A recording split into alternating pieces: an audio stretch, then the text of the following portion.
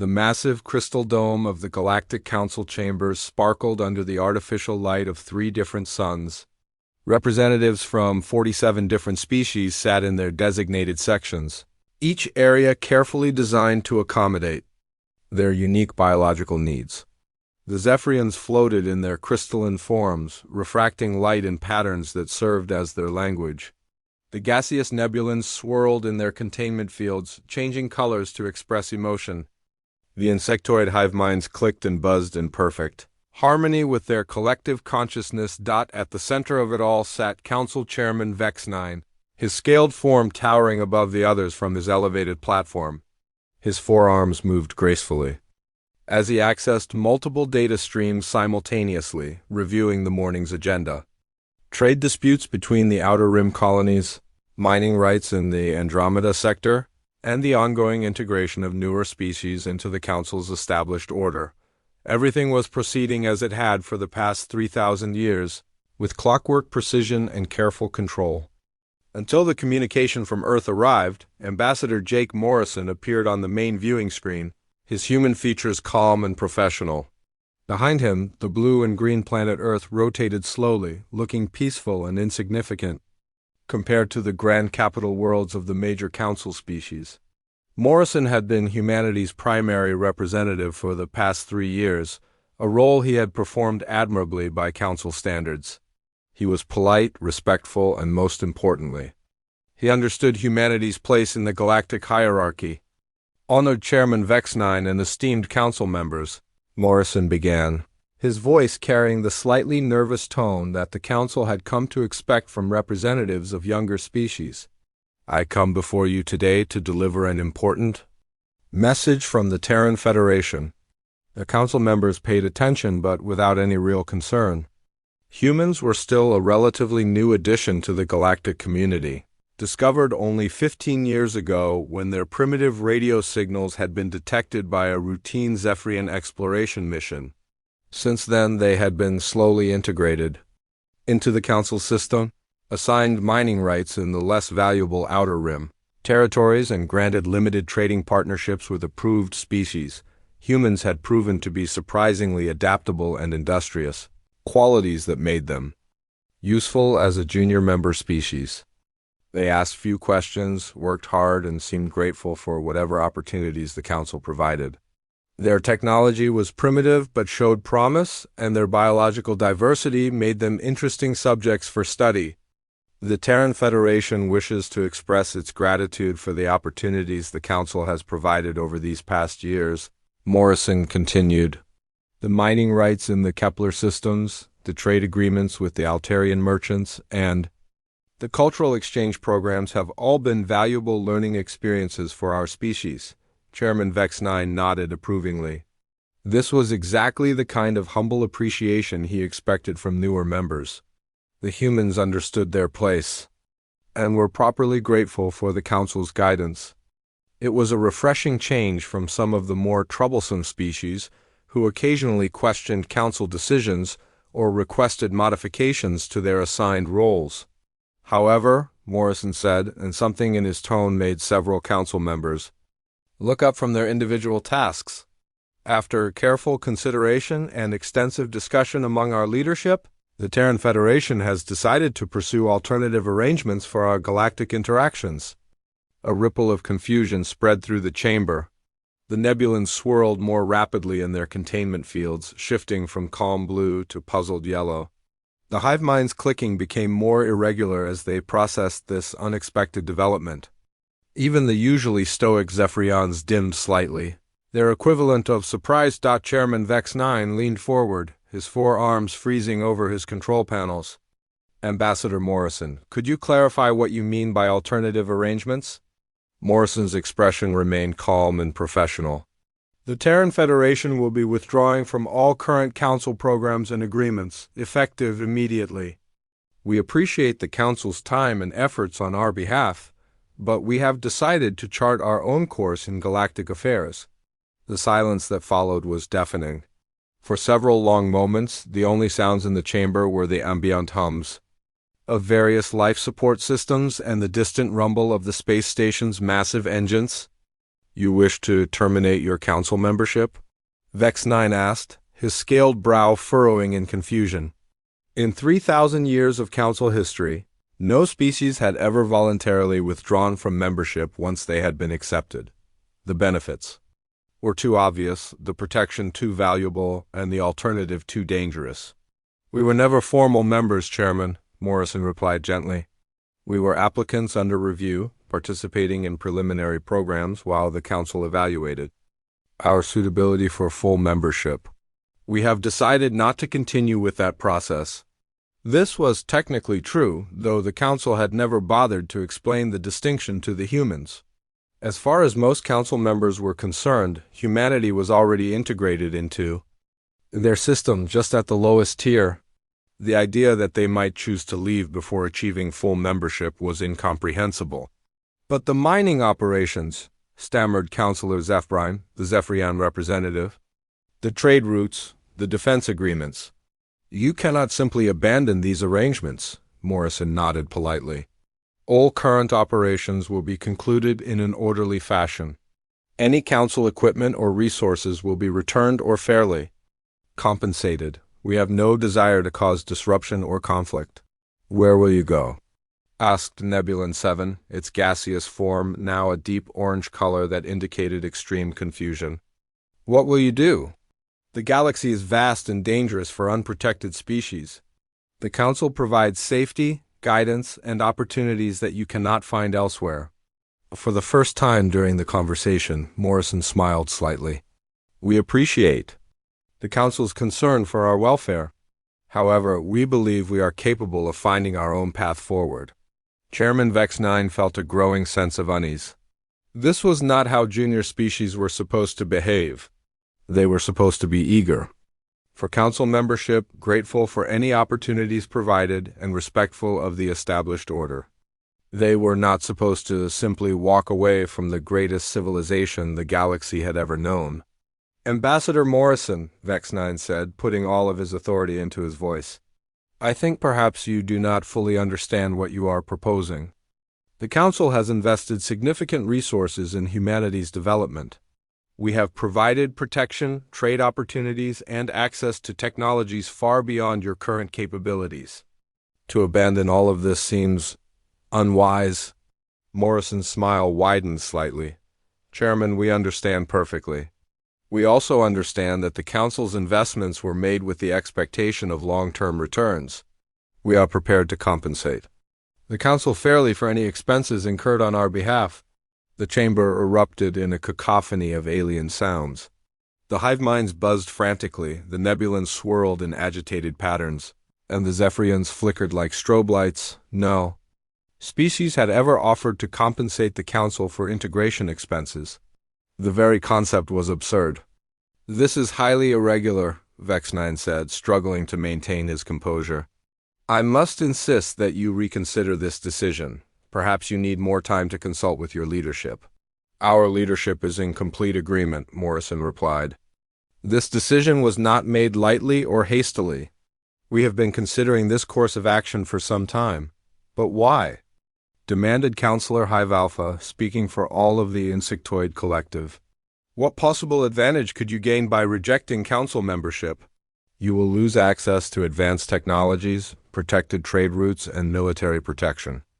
You will be vulnerable to pirates, hostile species, and countless other dangers.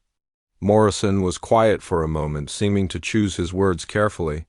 The Council has been generous and patient with humanity. However, we have come to realize that our species may not be well suited to the Council's approach to galactic civilization.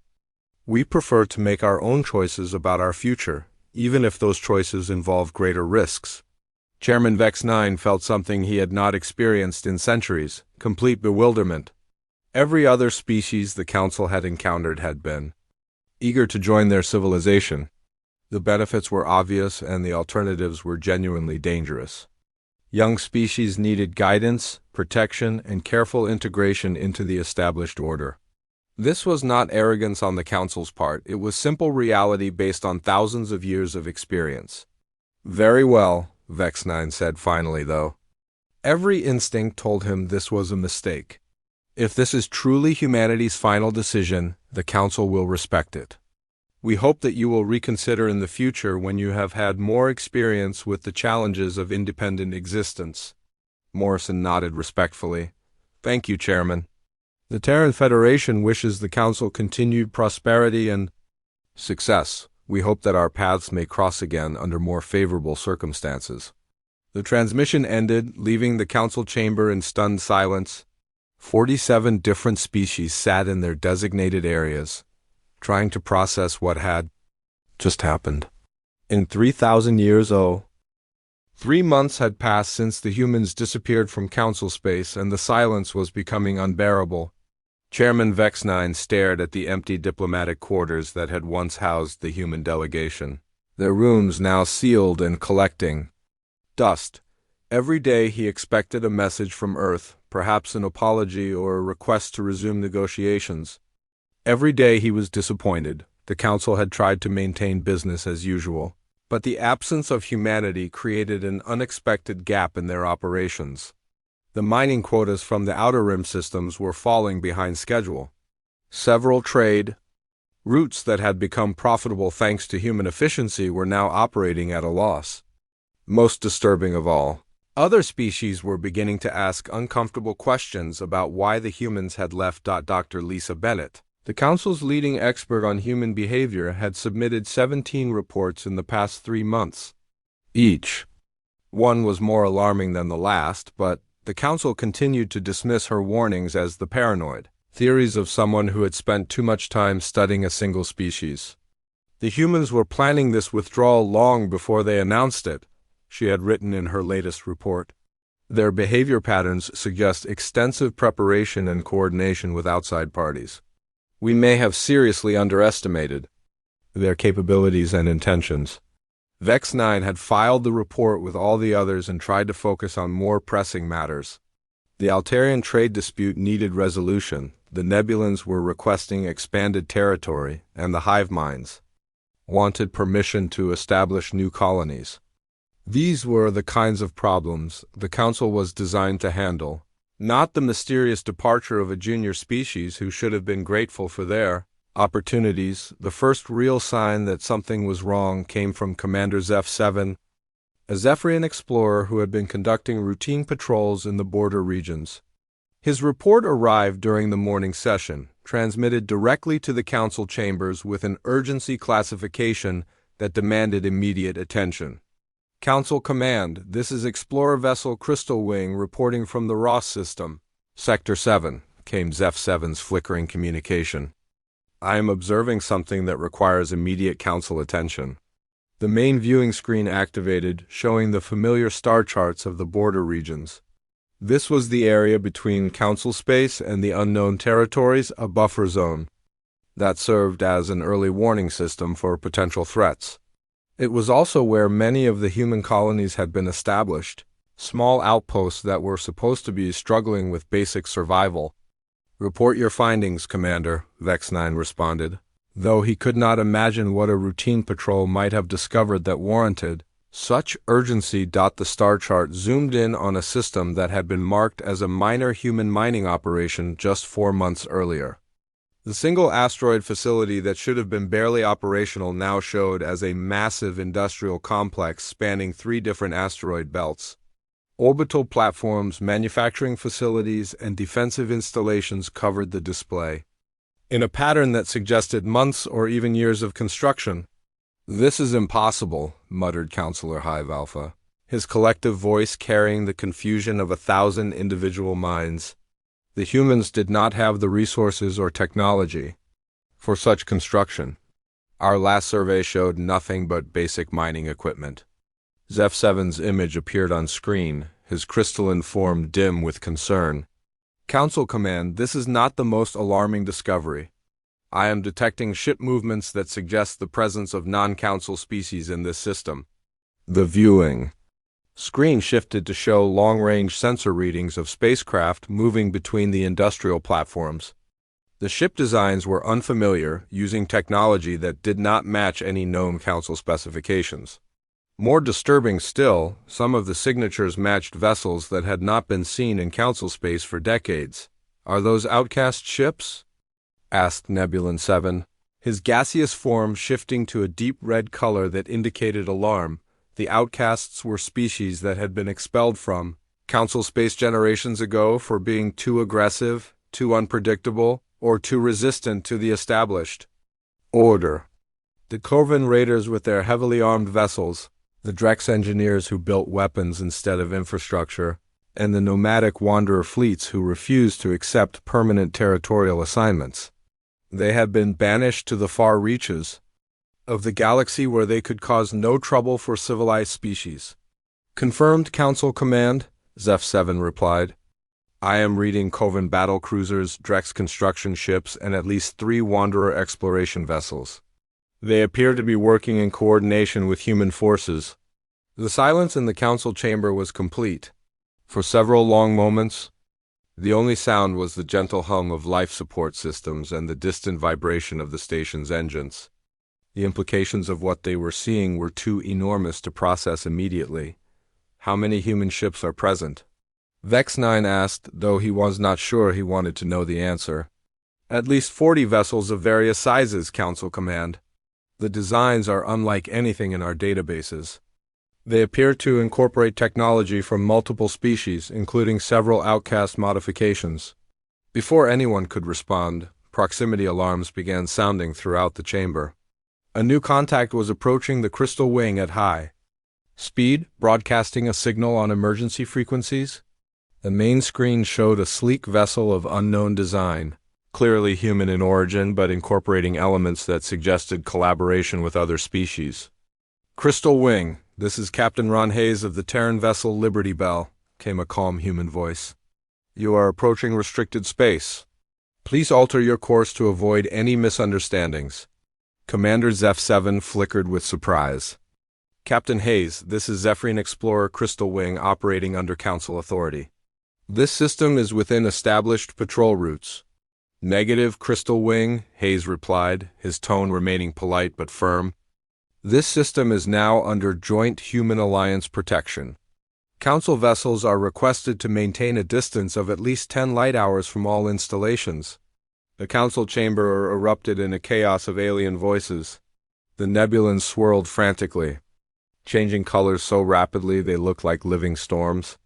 The hive minds buzzed in discord, their collective consciousness struggling to process this unprecedented development.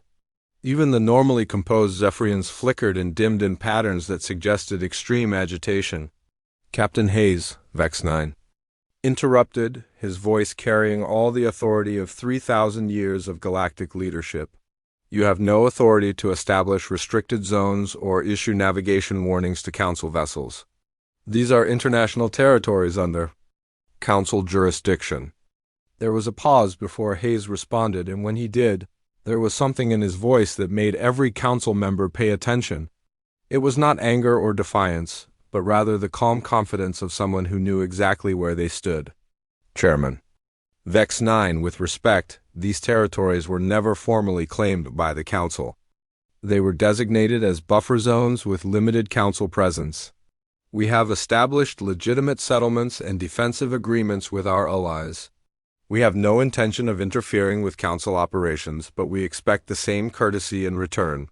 Your allies? Vex 9 demanded. You mean the outcast species that were banished from civilized space for their dangerous and unpredictable behavior? I mean our trading partners and mutual defense allies? Hayes corrected. Species that have proven to be reliable, innovative, and committed to peaceful cooperation based on mutual benefit rather than hierarchical control. Dr. Lisa Bennett was frantically accessing her data files, cross-referencing human behavioral patterns with the current situation. Her face had gone pale as the implications became clear. Chairman, she called out, her voice cutting through the alien chatter. The humans were never struggling with their colony operations, they were building. While we were debating their mining quotas and trade restrictions, they were establishing an entire parallel infrastructure. The main screen showed new sensor readings as more ships appeared on the edge of the system. Corvan battle cruisers emerged from hyperspace jumps, their distinctive angular hulls bristling with weapons that had once terrorized Council shipping lanes. Drex engineering vessels followed, their modular designs allowing them to rapidly construct or dismantle entire installations. Finally came the Wanderer exploration ships, their sleek forms designed for long-range missions in uncharted space. How many ships? Vex-9 asked, though his voice had lost much of its authority. Over 200 vessels of various classes, Zeph-7 reported. This is not a mining operation, Council command. This is a fleet. Captain Hayes appeared on the main screen, his human features calm and professional. Behind him, the Liberty. Bell's Bridge showed a mixed crew of humans and other species working together with obvious familiarity. This was not a recent alliance but a well-established partnership. Chairman Vex-9, I want to make our position clear, Hayes said. Humanity bears no ill will toward the Council or its member species. We appreciate the opportunities we were given during our time in Council space. However, we have chosen to pursue our own path forward in partnership with species who share our values and goals. What values? Vex-9 demanded. What goals could possibly justify ally? The emergency session had been going on for 6 hours, and Chairman Vex-9 could feel the panic spreading through the council chambers like a disease. Representatives from 47 species argued, debated, and demanded answers that no one could provide. The careful order that had maintained galactic peace for 3,000 years was cracking, and everyone could feel it. Reports continued to flood in from across the galaxy. The Rillan Federation had received trade offers from human merchants promising better prices and faster delivery than any council-approved vendor could match. The mining guilds in the Centauri sector were reporting that their human competitors had somehow increased production by 300% in just 4 months. Most alarming of all, 12 different species had submitted formal requests for cultural exchange programs with something called the Free Trade Alliance. This is madness, declared Counselor Altair Prime, his forearms gesturing wildly at the data display surrounding his position. A junior species cannot simply decide to restructure galactic commerce. They lack the authority, the resources, and the experience. Nebulan 7 swirled in agitated patterns, his gaseous form shifting between angry red and confused yellow. The humans are disrupting established trade routes that have been profitable for centuries. They are offering deals that should be impossible given their limited industrial capacity. Dr. Lisa Bennett stood at the center of the chamber, surrounded by holographic displays showing human activity across dozens of systems. Her face was pale with exhaustion and something that looked like fear. Honored counselors, I have been analyzing human behavior patterns for the past 5 years. Everything we are seeing now was predicted in my reports. The humans were never limited by their industrial capacity because they were never limited to their assigned territories. Impossible, snapped Hive Alpha, his collective voice carrying the certainty of 1,000 minds. We monitored their expansion. We approved their colony sites. We controlled their resource allocation. Bennett touched a control surface, and the displays shifted to show a 3-dimensional map of human activity over the past 3 years. Instead of the small cluster of colonies the Council had approved, the map showed a vast network spanning 40 systems connected by trade routes that bypassed Council space entirely. They were never asking for permission to expand, Bennett explained. They were informing us of the expansion they had already completed. While we were debating their mining quotas, they were establishing manufacturing centers. While we were reviewing their trade applications, they were forming partnerships with species we had never even contacted. The implications were staggering. For 3 years, the humans had been politely participating in council processes while simultaneously building an entirely separate civilization. They had nodded and smiled and submitted their reports while secretly outmaneuvering the most advanced species in the galaxy. How is this possible? Demanded Zeph Prime, his crystalline form flickering with confusion.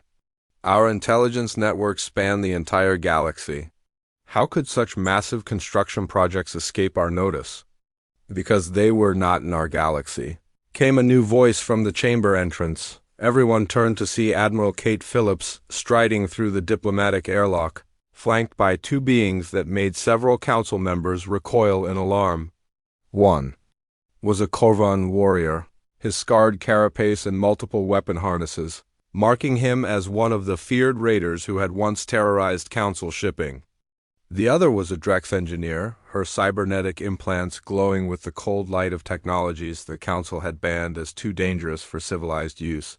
Phillips herself was unremarkable by human standards, a middle-aged woman in a simple military uniform. But she carried herself with the confidence of someone who had never doubted her right to be wherever she chose to stand. Behind her walked General Paul Carter and a diplomatic team that included representatives from 6 different species, most of whom the Council had not seen in decades. "Admiral Phillips," Vex-9 said, rising from his elevated platform to tower over the human delegation. "You were not invited to this session. This is a closed council meeting." Phillips looked up at him with the same calm expression that Ambassador Morrison had worn 3 months earlier.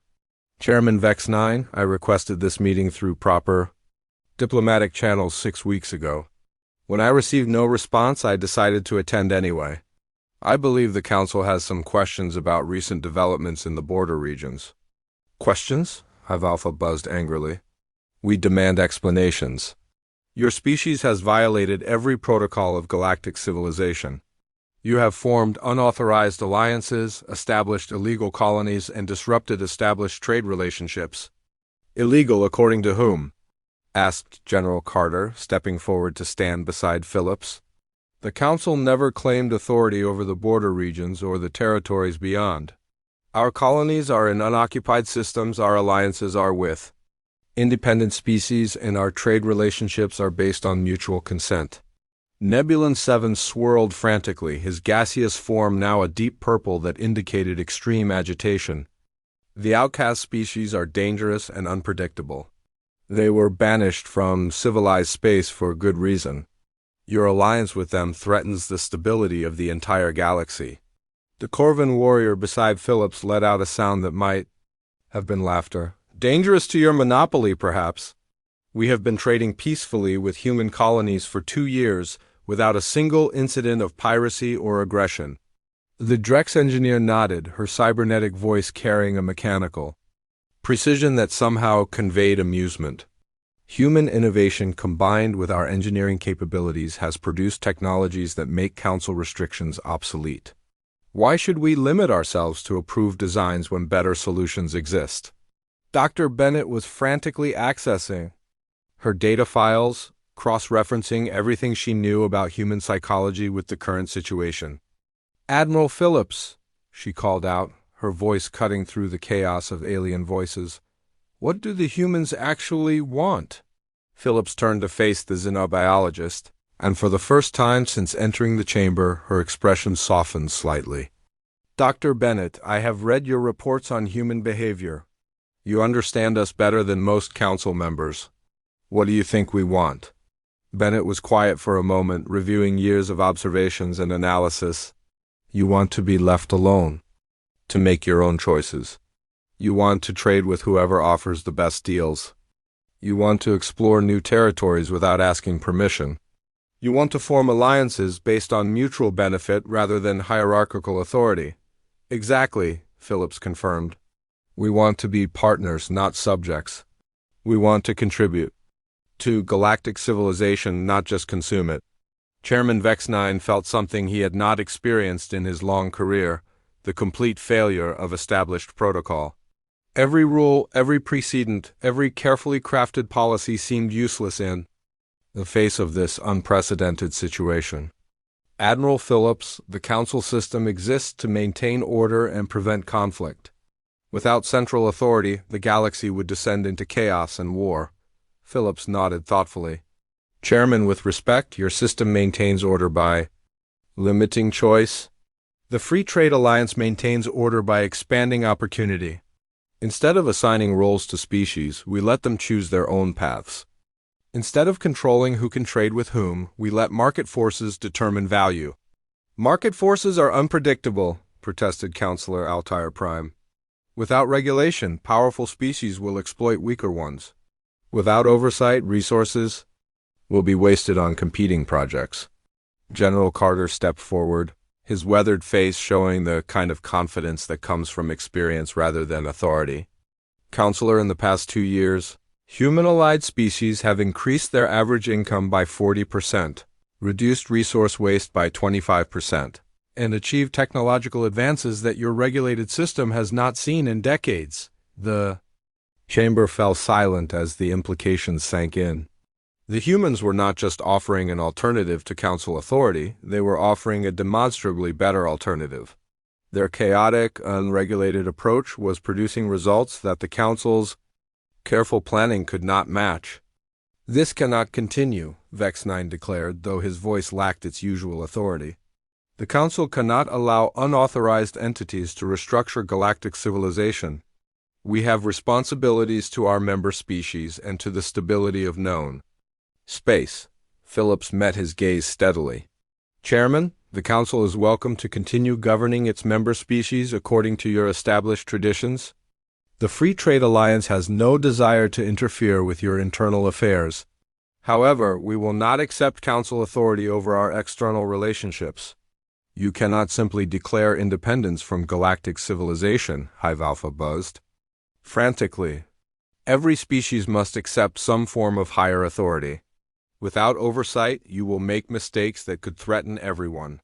The Drex engineer's cybernetic implants glowed brighter as she accessed data files. In the past year, Council-approved projects have had a failure rate of 12%. Free Trade Alliance projects have had a failure rate of 3%. Our mistakes are smaller and easier to correct because we make decisions quickly rather than debating them for months. Admiral Phillips raised. The decision came 3 weeks after Admiral Phillips left the Council chambers. Chairman Vex 9 stared at the vote tally displayed on his private screen, the numbers glowing with the weight of 3,000 years of precedent. 24 species had voted in favor of military action, 18 had voted against, and 5 had abstained. It was not the overwhelming mandate he had hoped for, but it was enough to authorize what the Council euphemistically called enforcement action. The problem was getting worse every day. 6 more species had submitted formal requests to join the Free Trade Alliance, including 2 that were currently sitting Council members. The Rillan Federation had already begun redirecting their trade. Ships to human-controlled ports, claiming that Council regulations were costing them millions of credits in lost efficiency. Even worse, 3 minor species in the Outer Rim had declared themselves independent from Council authority entirely, citing the human example as proof that alternatives existed. "The situation has become intolerable," Vex 9 announced to the assembled military commanders in the secure briefing chamber. "If we allow this human experiment to continue, it will inspire other species to question legitimate authority. The stability of galactic civilization depends on maintaining the established order." Admiral Vex 7 of the Zephyrian fleet flickered with confidence, his crystalline form refracting light in patterns that conveyed absolute certainty. "Chairman, the Human Alliance may have surprised us with their industrial capacity, but they cannot match the combined military might of the Council. Their ships are untested in combat, their crews lack experience, and their alliance with outcast species will crumble under pressure." General Hive Prime buzzed his agreement, his collective consciousness speaking with the unified voice of 1,000,000 battle-hardened warriors. "Our intelligence suggests that human military technology is based on speed and mobility rather than defensive strength. A sustained blockade will force them to negotiate, and once isolated from their outcast allies, they will have no choice but to accept Council authority." The plan was simple and elegant in its application of overwhelming force. A Council fleet of 200 vessels would establish a blockade around the Kepler 442 system, where humans had built their largest trading hub. No ships would be allowed in or out until the humans agreed to return to Council oversight. It was not an invasion or an act of war, merely an enforcement of legitimate galactic authority against an unauthorized commercial operation. The humans would protest, of course, but they would have no real choice except to negotiate. Their outcast allies were too scattered to mount an effective response, and their own military was too small to challenge a force of Council battlecruisers. Within a few weeks, the humans would realize that independence was impossible without Council approval, and the galaxy would return to its proper order. 3 days later, Admiral Vex 7 led the largest military formation in Council history toward the Kepler 442 system. 200 ships representing 12 different species, armed with the most advanced weapons that 3,000 years of technological development could produce. Council battle cruisers with shield generators that could deflect planet-killing weapons, attack ships with targeting systems that could track objects moving at near-light speed, and support vessels with sensors that could detect a single molecule of foreign atmosphere. The fleet emerged from hyperspace at the edge of the Kepler system in perfect formation, their combined presence generating enough energy to power a small star. Sensor sweeps immediately detected the human installations scattered throughout the system, massive orbital platforms connected by streams of commercial traffic that looked more like a busy metropolitan area than a frontier outpost. "This is Admiral Vex 7 of the Galactic Council Enforcement Fleet," came the broadcast on all frequencies. "By authority of the Council, this system is now under blockade. All commercial traffic will cease immediately, and all vessels will submit to Council inspection. Any attempt to leave the system without authorization will be considered an act of aggression." The response came from a human voice that sounded almost bored. "Admiral Vex 7, this is Traffic Control Station Kepler Central. You are entering a restricted commercial zone without proper clearance. Please adjust your course to the designated military corridor to avoid interference with scheduled shipping." Vex 7 flickered with irritation. The humans were treating a Council enforcement action like a minor navigation error. "Kepler Central, you will cease all commercial operations immediately. This system is under Council blockade until further notice." "Negative, Admiral," came the reply. "This system operates under Free Trade Alliance commercial law. Council military vessels are welcome to transit through designated corridors, but blockade actions are not recognized as legitimate under our agreements." The audacity was breathtaking. A junior species was lecturing a Council admiral about legitimate authority while surrounded by 200 of the most powerful warships in the galaxy. Vex 7 began issuing orders to his fleet commanders, positioning ships to intercept any vessels attempting to leave the system. For 6 hours, the blockade proceeded exactly as planned. Council ships formed a perfect perimeter around the system, their sensors tracking every commercial vessel while their weapon systems powered up to demonstrate the seriousness of their intent. Human ships continued their normal operations within the system, but none attempted to break through the blockade. Then the long-range sensors detected something impossible. "Admiral," reported his tactical officer, a young Zephyrian whose crystalline form was flickering with confusion. "I am reading multiple contacts approaching from hyperspace. Energy signatures suggest military vessels, but the configurations do not match any known Council designs.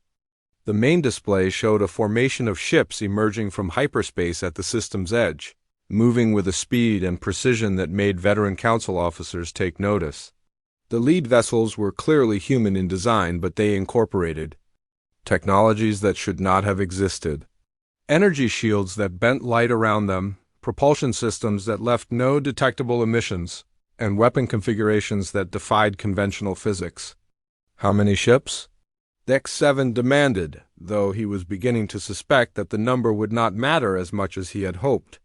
67 vessels and counting, Admiral.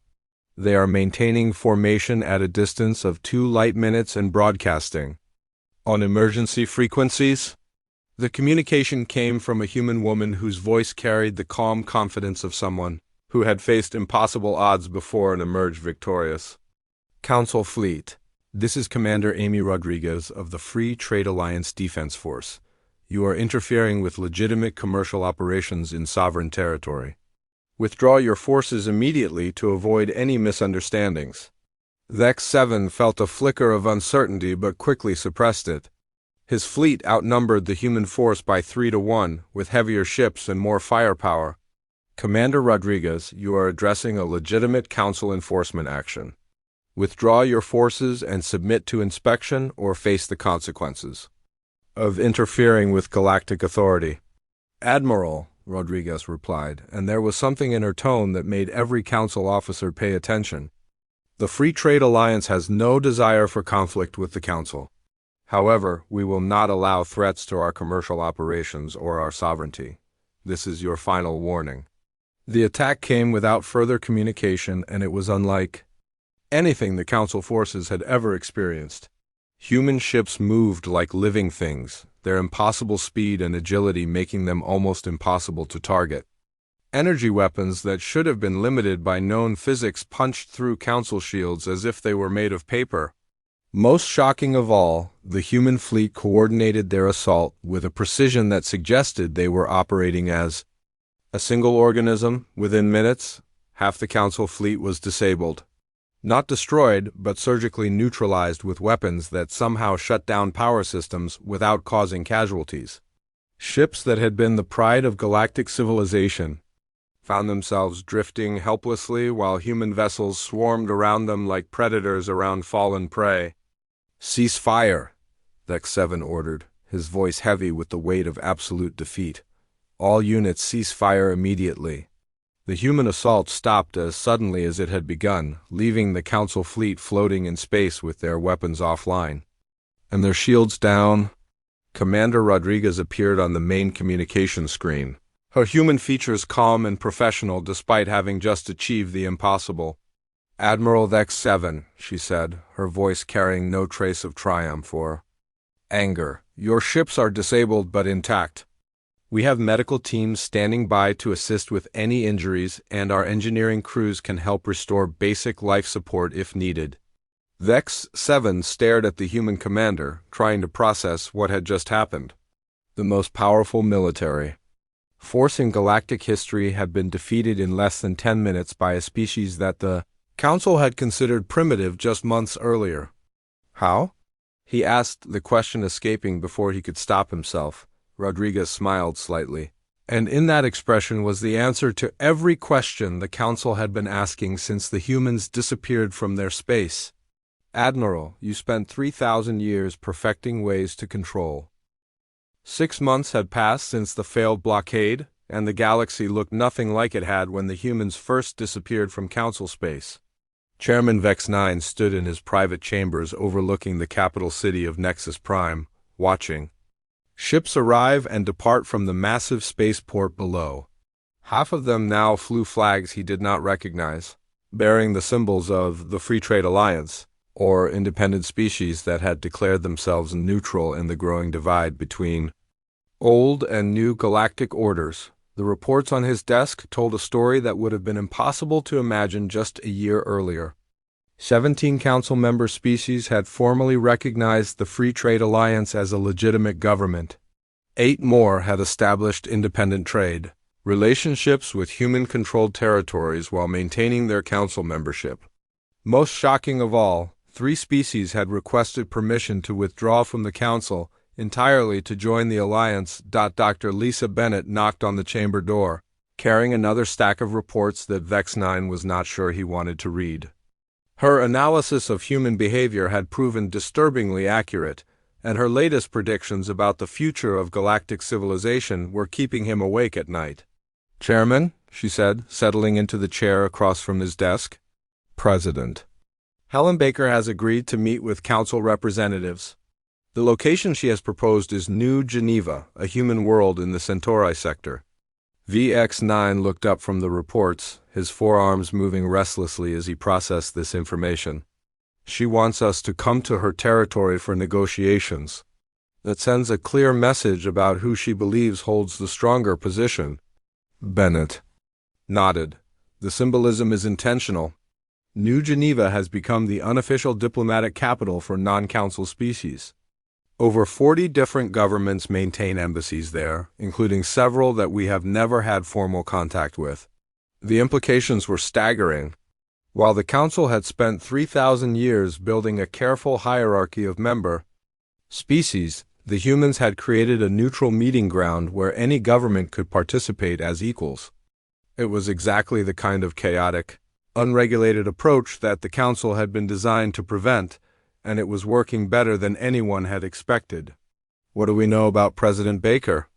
Vex9 asked, though he suspected the answer would not be encouraging. "She was elected 6 months ago by a coalition of human colonies and allied species," Bennett replied, consulting her notes.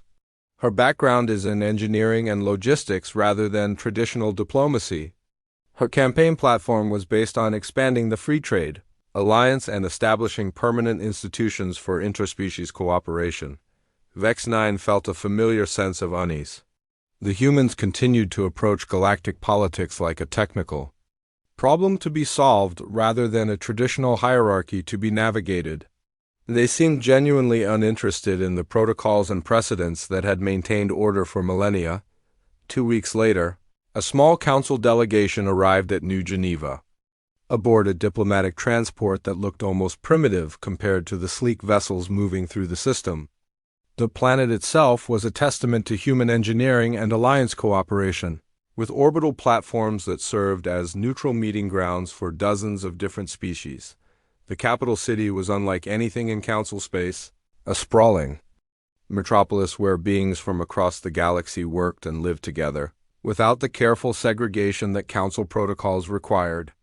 Zephyrians shared office buildings with Corvan traders.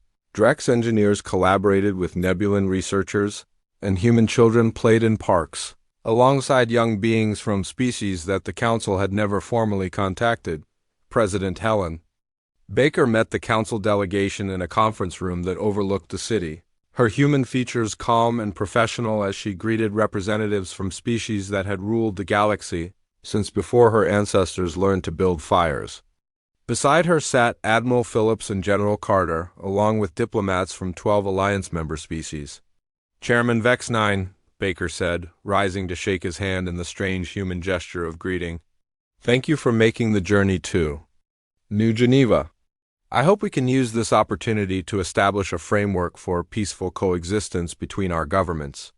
Vex9 towered over the human president, his scaled form designed to project authority and dominance.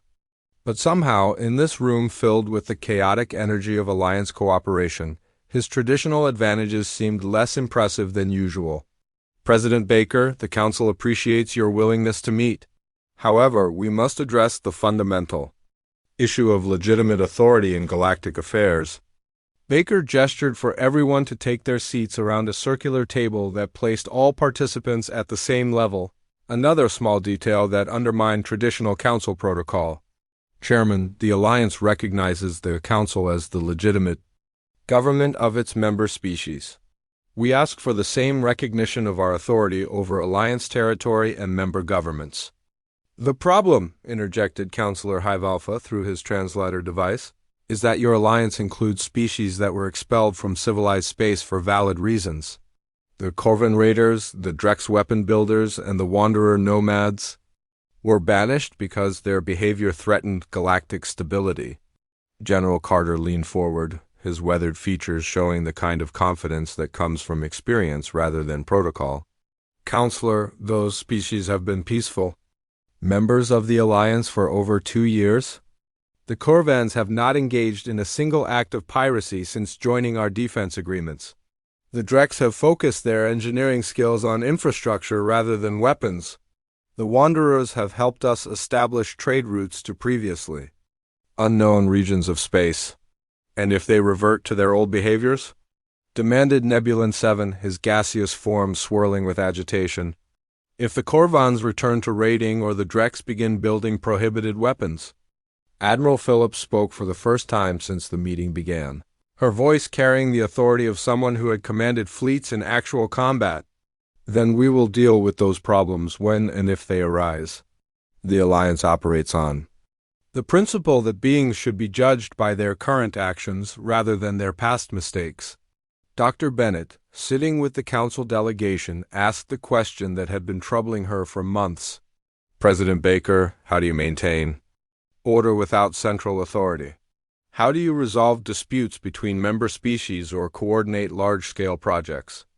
Baker smiled, and there was something in that expression that reminded everyone present of why humans had surprised the galaxy so completely. Dr. Bennett, we do it the same way humans have always solved problems. We talk to each other until we find something that works for everyone involved. But that approach is chaotic and unpredictable, protested Zeph Prime, his crystalline form flickering with confusion.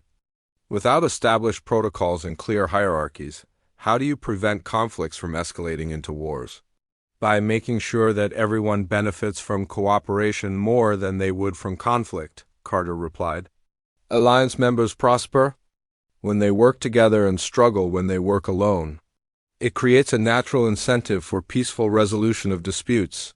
The discussion continued for hours, with Council representatives struggling to understand how the Alliance maintained stability without the rigid controls they considered essential. Every question about regulation was answered with explanations of market forces. Every concern about authority was met with descriptions of voluntary cooperation. Every traditional diplomatic protocol was replaced with direct communication between equals. Finally, Chairman Vex 9 asked the question that had been haunting him since the humans first disappeared from Council space. President Baker, what do you ultimately want from this galaxy? What is your long-term goal? Baker was quiet for a moment, looking out the window at the bustling city below where dozens of species worked together in voluntary cooperation. Chairman, we want the same thing we have always wanted. The freedom to choose our own path, form our own relationships, and build our own future. We want to explore new worlds, develop new technologies, and meet new species without asking permission from authorities who may not understand our goals. And the Council? Vex 9 asked. What role do you see for us in this future you are building? Whatever role you choose for yourselves, Baker replied. The Alliance has no desire to replace the Council or govern Council species. If your member governments are satisfied with the current system, they are welcome to maintain it. If they prefer the Alliance approach, they are welcome to join us. If they want to remain neutral and trade with both, that is also acceptable. The simplicity of it was almost insulting. The humans were offering to treat the ancient Galactic Council as just another government in a galaxy full of equals, neither superior nor subordinate to any other authority. 6 months later, Captain Dan Foster of the human exploration ship Horizon shook hands with Counselor Zeph Prime in the signing ceremony for the Galactic Coexistence Accords. The document established formal recognition between the Council and the Alliance as legitimate authorities in their respective territories, with provisions for trade, communication, and peaceful resolution of disputes. The galaxy had not ended in chaos as many Council members had predicted. Instead, it had become more div.